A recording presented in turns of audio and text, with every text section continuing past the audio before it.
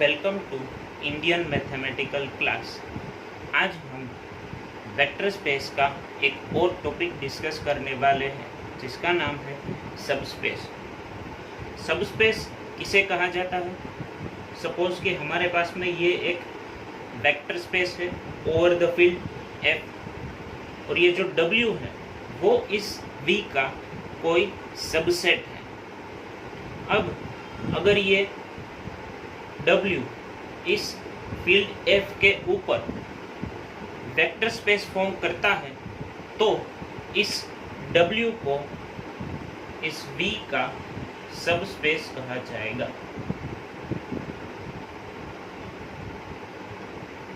ठीक है, तो ये अगर W जो है वो कोई इस वेक्टर स्पेस V का कोई सबसेट है और अगर ये इस फील्ड के ऊपर ही इस F के ही ऊपर वेक्टर स्पेस फॉर्म करेगा तब ये W जो है वो कहा जाएगा इस V का सबस्पेस।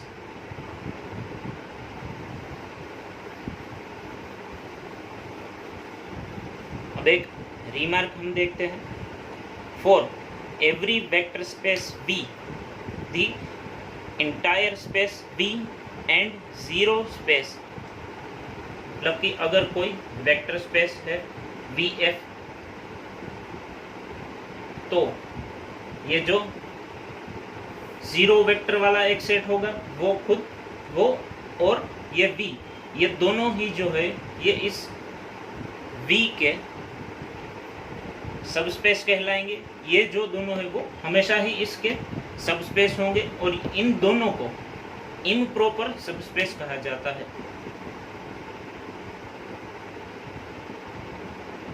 इम्प्रॉपर सबस्पेस, ठीक है।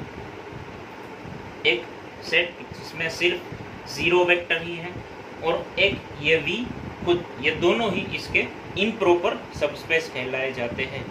और इन दोनों के अलावा अगर कोई इसका वेक्टर स्पेस V का कोई सबस्पेस है, जैसे कि ये W है जो ये ना तो इस V के इक्वल है और ना ही जीरो के इक्वल है, जीरो वाले सेट के इक्वल है, तो ऐसे कोई सेट को प्रॉपर सबस्पेस कहा जाता है।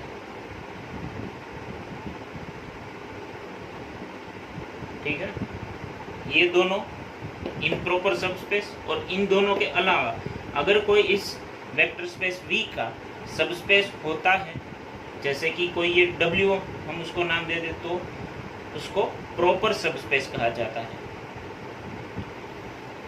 नेक्स्ट टॉपिक हम देखते हैं डिसजॉइंट सबस्पेस।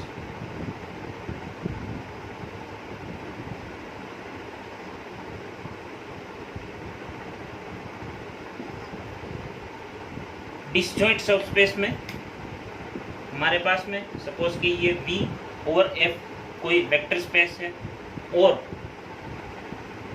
W1 और W2 ये इस V के कोई दो सबस्पेस हैं।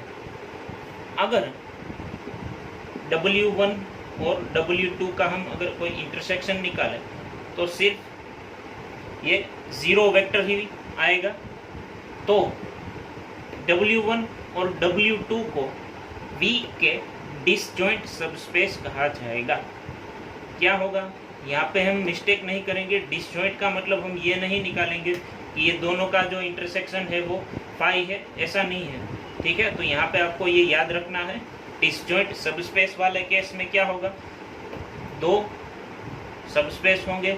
अगर हम उन दोनों का इंटरसेक्शन निकालेंगे तो सिर्फ जीरो ही एक वेक्टर मिलेगा, क्योंकि अगर हम इसको फाई कह देंगे, ठीक है, तो ये गलत होगा, क्योंकि ये W1 और W2 जो है वो दोनों ही सबस्पेस तो है ही, लेकिन ये दोनों वेक्टर स्पेस भी फॉर्म करते हैं। और हम वेक्टर स्पेस की डेफिनेशन जानते हैं कि वेक्टर स्पेस में जीरो वेक्टर तो होता ही है, मतलब इन दोनों के अंदर बाकी सारे वेक्टर्स जो होंगे वो डिफरेंट होंगे, सिर्फ एक जीरो वेक्टर ही कॉमन होगा।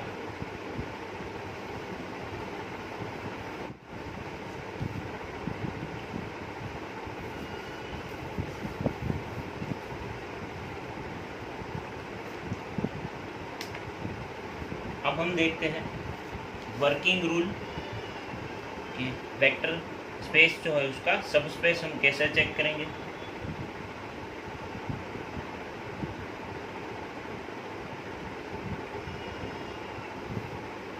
First u v belongs to w, then u plus v belongs to w for every u and v belongs to w। अगर मैं w में से कोई भी दो वेक्टर लेता हूँ तो उनका एडिशन करने पर जो वेक्टर मिलेगा वो भी w में बिलोंग करेगा। For every u and v belongs to w। Second है u belongs to w, alpha belongs to f, then alpha into u belongs to w for all alpha belongs to f and u belongs to for all u belongs to w। Third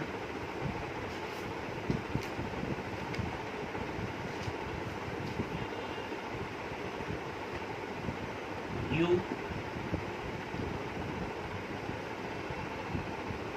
v belongs to w, u minus v belongs to w for all u and v belongs to w।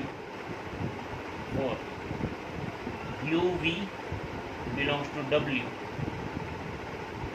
alpha beta belongs to f, then alpha u plus beta b belongs to w for all alpha beta belongs to f and for all uv belongs to w।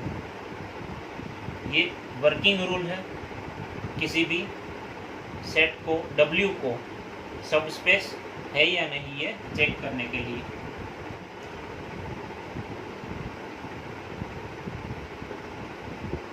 First है कि अगर हमारे पास में कोई दो सब space है v के, ये दोनों v के सब स्पेस है तो W1 intersection W2 is also a subspace of V। अगर मैं V के कोई दो सबस्पेस लेता हूँ और उन दोनों का मैं इंटरसेक्शन करता हूँ तो वो इंटरसेक्शन भी V का सबस्पेस फॉर्म करेगा। नेक्स्ट है अगर मैं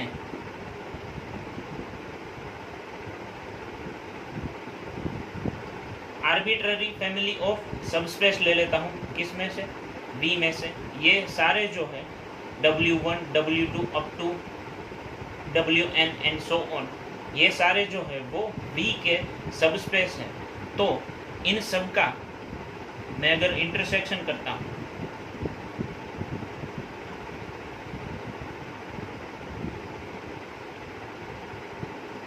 तो ये भी जो है क्या होगा, ये भी सबस्पेस फॉर्म करेगा। ठीक है, अगर मैं आर्बिट्ररी नंबर ऑफ सबस्पेस ले लेता हूँ V के, उन सब का मैं इंटरसेक्शन करूँगा तो भी वो V का सबस्पेस फॉर्म करेगा। अब हम बात करते हैं कि हमारे पास में दो कोई सबस्पेस है W1 and W2 of V, तो इन दोनों का यूनियन करने पे ये V के सबस्पेस फॉर्म कर भी सकते हैं और नहीं भी कर सकते हैं। ठीक है, ये जरूरी नहीं है कि ये जो है ये हर बार वेक्टर स्पेस V के सबस्पेस फॉर्म करें, लेकिन अगर ठीक है तो ये यूनियन जो है वो सबस्पेस फॉर्म नहीं करेगा। नेक्स्ट, तो ये यूनियन जो है वो कब वेक्टर स्पेस V का सब स्पेस फॉर्म करेगा? अगर W1 यूनियन W2 करने पर ये वेक्टर स्पेस V का सब स्पेस जो है वो तभी फॉर्म करेगा जब या तो W1 कंटेंट है W2 में, या फिर W2 कंटेंट है W1 में। अगर इन दोनों में से कोई एक कंडीशन सेटिस्फाई हो रही है तभी W1 यूनियन W2 जो है वो V का सब स्पेस फॉर्म करेगा।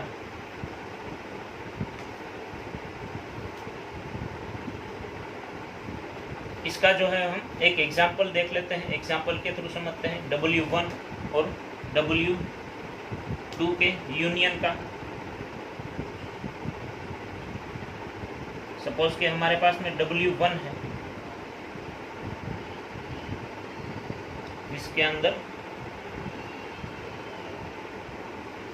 ये सारे वेक्टर्स हैं, ये सब स्पेस फॉर्म करता है, और एक सब स्पेस है W2।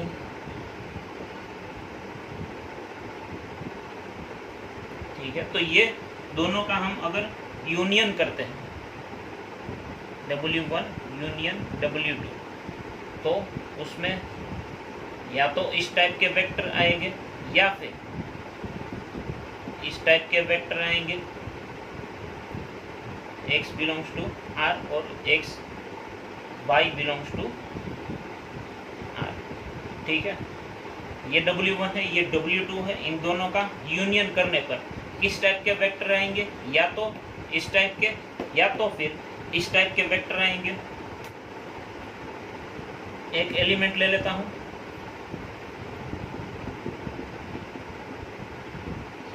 x में से, एक एलिमेंट ले लेता हूं y में से। तो अब इन दोनों का एडिशन, मतलब कि ये x प्लस y अगर मैं करता हूं तो मुझे मिलेगा 1 0 0 प्लस 0 1 0। तो इन दोनों का एडिशन करने पे मुझे इस टाइप का वेक्टर मिलता है। ठीक है, और ये जो है W1 यूनियन W2 में बिलोंग नहीं करेगा। तो यहाँ पे क्लोजर प्रॉपर्टी सेटिस्फाई नहीं हो रही है। तो अगर मेरे पास में दो वेक्टर है W1 और W2, उन दोनों का अगर मैं यूनियन करता हूँ तो ये जरूरी नहीं है कि वो हर बार ही सब स्पेस फॉर्म करे। हाँ, अगर ये W2 जो है वो अगर कंटेन होता हो W1 में, या फिर W1 कंटेन करता हो W2 में, तो उस कंडीशन में ये इन दोनों का जो यूनियन होगा वो तब सब स्पेस फॉर्म कर सकता है। लेकिन इस टाइप के सब स्पेस में W1 और W2 हम अगर लेके देखते हैं तो वो उन दोनों का जो यूनियन है वो सब स्पेस फॉर्म नहीं करेगा।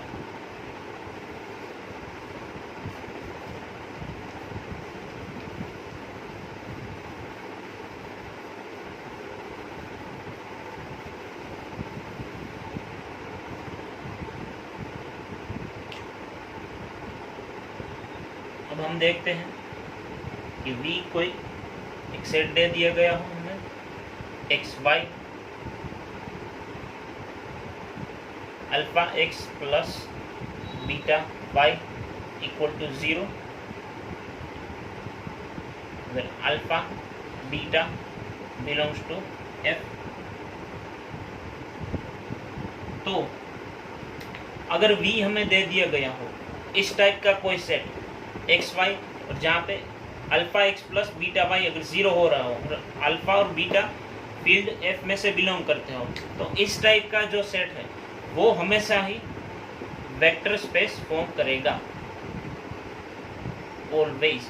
ठीक है, फॉर एग्जांपल हम देख लेते हैं, अगर ये ऐसा दे दिया गया हो अल्फा और बीटा की जगह जो है मैं कुछ इस टाइप की वैल्यू रख देता हूँ, 5x plus 3y is equal to 0।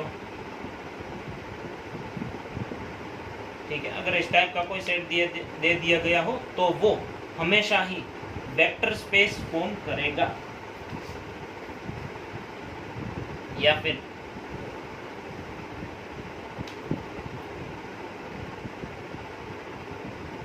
इस टाइप का दे दिया गया हो, X Y belongs to R, ये सपोज कर लेते हैं, ठीक है। बी इज इक्वल टू कोई ऐसा सेट है X Y when 2x plus 3y is equal to 0 and xy belongs to R, तो ये वेक्टर स्पेस फॉर्म करता है। अब हम ये चेक करते हैं कि ये वेक्टर स्पेस जो है वो फॉर्म करेगा या नहीं। तो उसके लिए जो हम इसमें से ही दो वेक्टर्स ले लेते हैं। हमारा v कैसा है, ये है v, हमने ये कंसीडर किया हुआ।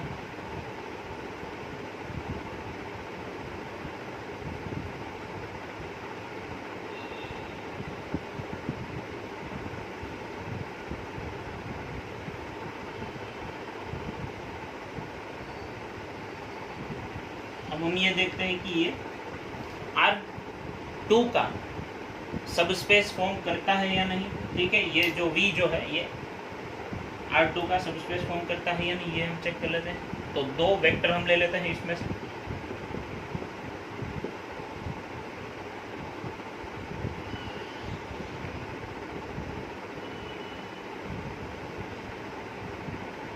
और ये V हमने ले लिया x2 y2 is equal to 2x2 plus 3y2 equal to 0। अब मैं इन दोनों को ऐड करता हूँ, u प्लस b, तो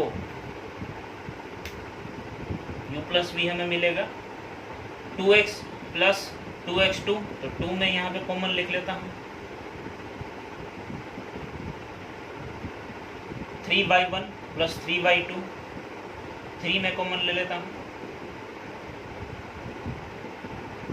ठीक है। तो अब मैं यहाँ पे x1 प्लस x2 और y1 प्लस y2 को मैं अगर कंसिडर करता हूँ, तो यहाँ पे जो है इन दोनों को सपोज के मैंने नाम दे दिया x3, इन दोनों को ऐड करके जो है वो मैंने नाम दे दिया इसको y3। यहाँ पे 0 नहीं होगा, ठीक है। तो ये जो है वो किस टाइप का वेक्टर हो रहा है, इस टाइप का ही वेक्टर कोई हो रहा है, ठीक है। तो इन दोनों को मैंने पहले तो ऐड किया, क्या किया मैंने, दो वेक्टर्स मैंने कंसीडर किए, उन दोनों को मैंने ऐड किया।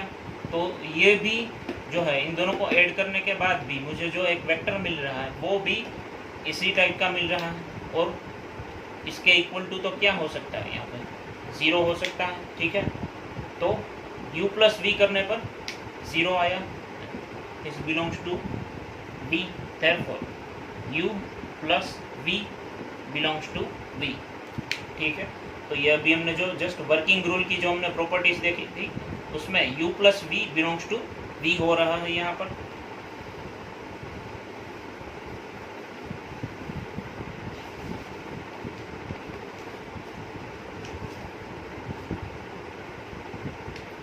अब मैं अल्फा यू चेक करता हूं कि वो बिलोंग करेगा या नहीं। अल्फा इंटू यू, यू है हमारे पास x1 y1, अल्फा x1, मैं यहाँ पे अल्फा को अंदर लिख रहा हूँ। तो इसको तो हम किस तरह से लिख सकते हैं, 2 alpha x1 plus 3 alpha y1, यहाँ पे मैं अल्फ़ा को बाहर लिख देता हूँ, alpha 2x1 plus alpha 3y1, alpha को मैं यहाँ पे कॉमन लिख लेता हूँ, alpha into 2x1 plus 3y1, और इसके इक्वल टू तो क्या है, 0 है, इसके इक्वल टू तो 0 है क्योंकि u जो है वो हमने इसमें से ही एक वेक्टर लिया हुआ है। तो alpha into 0 is equal to 0, तो ये क्या हो गया, अल्फ़ा इंटू यू जो है वो बिलोंग कर जाएगा b के अंदर। b दे दिया गया है हमें x y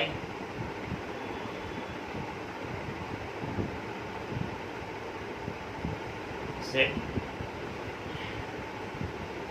x y और z जो है वो बिलोंग करते हैं R में से। और W जो है वो हमें दिया गया है x y 0। x के ऊपर एक कंडीशन है x is strictly greater than 0। तो अब हमें ये चेक करना है कि ये W जो है वो V का सब स्पेस फॉर्म करेगा या नहीं। तो यहाँ पे जो है हम एक ऑब्जर्वेशन के थ्रू ही क्लियरली हम ये बता सकते हैं कि इस W के अंदर 0 0 0 जो वेक्टर जो है वो बिलोंग नहीं करेगा। क्यों? क्योंकि यहाँ पे x के ऊपर कंडीशन दे रखी है x is strictly greater than 0। तो जब 0 वेक्टर ही इस सेट W के अंदर बिलोंग नहीं करेगा तो ये W जो है वो B का सबस्पेस फॉर्म नहीं कर सकता।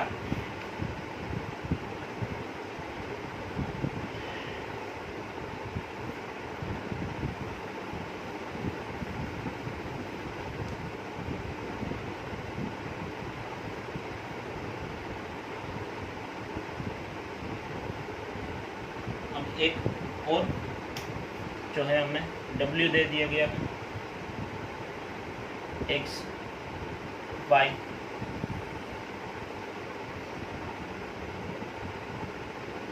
x square plus y square is equal to 0 and x y belongs to दे दिया गया है R। तो इस टाइप का जो सेट है वो ऑलवेज सबस्पेस फॉर्म करता है। तो हम ये चेक करेंगे।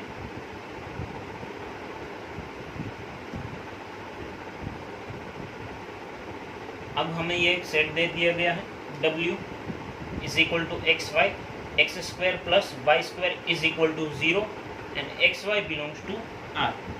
तो हम एक वेक्टर ले लेते हैं W में से, ठीक है।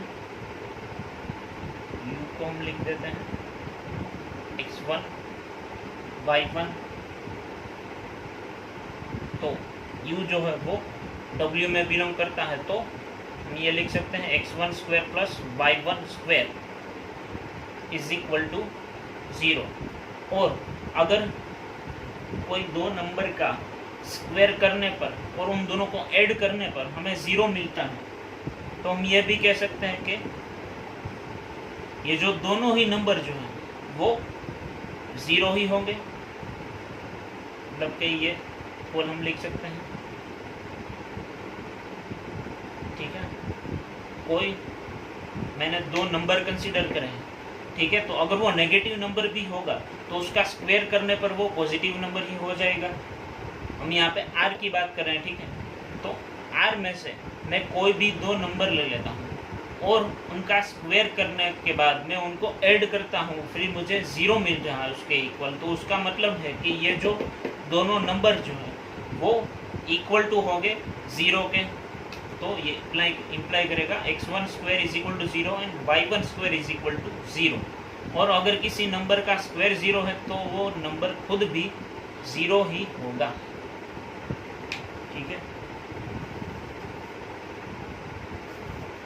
तो यहाँ पे ये u जो है वो क्या हो गया, अब x1 इज इक्वल टू 0 है और y1 भी इज इक्वल टू 0 है। और हम ये जानते हैं कि एक सेट जिसके अंदर सिर्फ 0 वेक्टर ही बिलोंग करता है तो वो तो ऑलवेज सबस्पेस फॉर्म करेगा। तो ये इस टाइप का जो सेट है वो ऑलवेज सबस्पेस फॉर्म करेगा।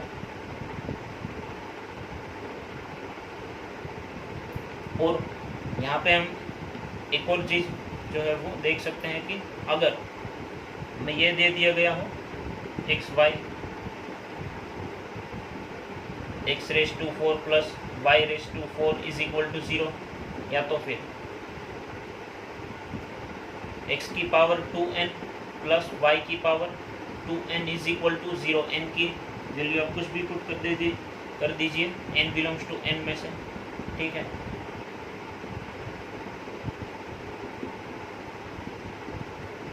ठीक है, तो ये जो है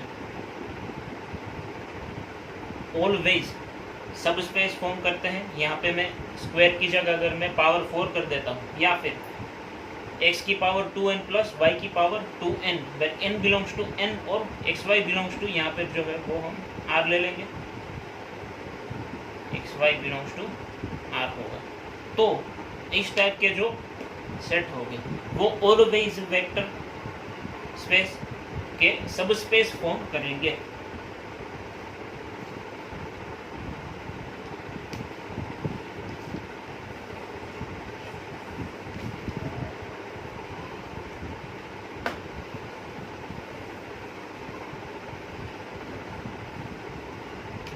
अब हमें एक सेट ले लेते हैं, X Y Z alpha X plus beta Y plus gamma Z is equal to 0। तो यहाँ पे X Y Z belongs to है एफ। इस टाइप का जो सेट है वो ऑलवेज सब स्पेस फॉर्म करेगा, ठीक है। इस टाइप का अगर हमें कोई भी सेट दे दिया जाए, यहाँ पे अल्फा बीटा गामा की वैल्यू आप कुछ भी पुट कर लीजिए, तो इस टाइप का जो सेट होगा वो ऑलवेज सब स्पेस फॉर्म करेगा। लेकिन अगर मेरे पास में कोई अगर ऐसा सेट हो W1 is equal to X Y, X plus 2y is equal to 1, तो इस टाइप का जो सेट है वो कभी भी सब स्पेस फॉर्म नहीं करेगा। क्यों? क्योंकि ये जो है ये कर्व 0 में से पास नहीं होता, और अगर ये 0 में से ही पास नहीं होता है तो इसका मतलब है कि इस सेट के अंदर 0 0 वेक्टर जो है वो बिलोंग नहीं करता है। और अगर किसी सेट के अंदर 0 वेक्टर कोई बिलोंग नहीं करता तो वो सब स्पेस फॉर्म नहीं करेगा, वो क्योंकि वो सेट जो है वो कभी वेक्टर स्पेस फॉर्म नहीं कर सकता। और सब स्पेस की डेफिनेशन जो है वो क्या है कि जो सब स्पेस जो है वो वेक्टर स्पेस जिस फील्ड के ऊपर वेक्टर स्पेस जो जिस फील्ड के ऊपर ये W1 जो है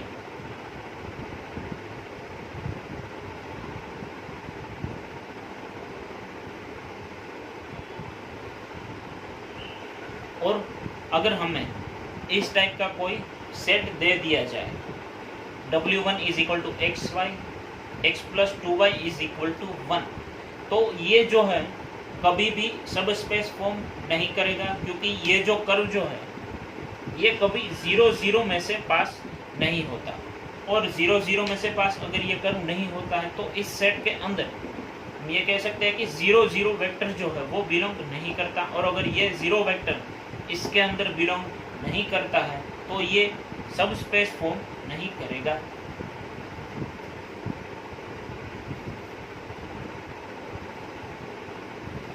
एक और एग्जांपल हम देख लेते हैं। W is equal to W1 is equal to हमें दे दिया जाए एक्स वाई जेड, और ये कह दिया जाए कि एक्स वाई ग्रेटर देन है 0 के, तो मैं यहाँ पे जो है ये चेक कर लेता हूँ कि ये सब स्पेस फॉर्म करेगा या नहीं।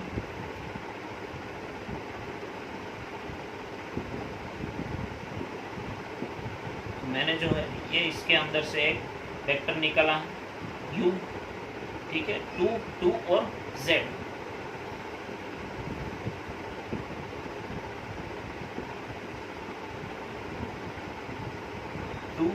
और z।